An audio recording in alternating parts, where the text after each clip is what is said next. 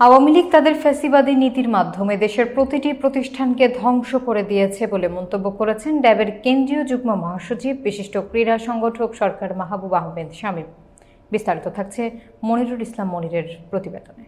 শুক্রবার দুপুরে চাঁদপুরের মতলব দক্ষিণ উপজেলার ঐতিহ্যবাহী বোয়ালিয়া স্কুল মাঠে শহীদ জিয়া ক্রিকেট টুর্নামেন্টের ফাইনাল ম্যাচ শেষে পুরস্কার বিতরণ অনুষ্ঠানকালে তিনি এসব কথা বলেন। তিনি বলেন, দলীয়করণের মাধ্যমে ক্রীড়া অঙ্গনও ধ্বংসের শিকার হয়েছে, ফলে অনেক প্রতিভাবান খেলোয়াড় তাদের সুযোগ হারিয়েছে। এটা শুধু খেলোয়াড়দের জন্য নয়, পুরো বাংলাদেশের জন্য হতাশার ছিল।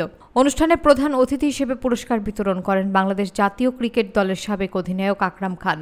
এ সময় বাংলাদেশ জাতীয় ক্রিকেট দলের সাবেক অধিনায়ক হাবিবুল বাশার সুমন, মতলব দক্ষিণ উপজেলার নির্বাহী অফিসার আমজাদ হোসেন, মতলব দক্ষিণ থানার ভারপ্রাপ্ত কর্মকর্তা সালে আহমেদ, ঢাকা মহানগর উত্তর বিএনপির সহ দপ্তরের দায়িত্বপ্রাপ্ত ইব্রাহিম খলিল, কেন্দ্রীয় ছাত্র দলের সাবেক সহ সভাপতি আশরাফুর রহমান বাবু সহ আরও অনেকে উপস্থিত ছিলেন। খেলার আয়োজন করেন মতলব দক্ষিণ উপজেলা ক্রীড়া সংস্থার সাবেক সাধারণ সম্পাদক মেজবা উদ্দিন মেজু সহ আরও অনেকে। খেলার আয়োজন করেন মতলব দক্ষিণ উপজেলার ক্রীড়া সংস্থার সাবেক সাধারণ সম্পাদক মেজবা উদ্দিন মেজু সহ আরও অনেকে।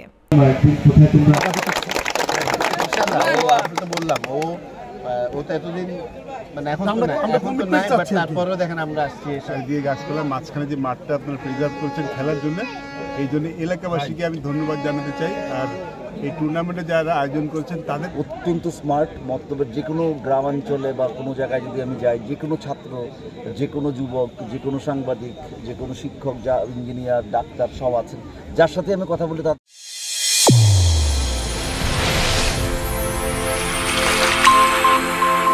চ্যানেল A1 হৃদয়ের স্পন্দন।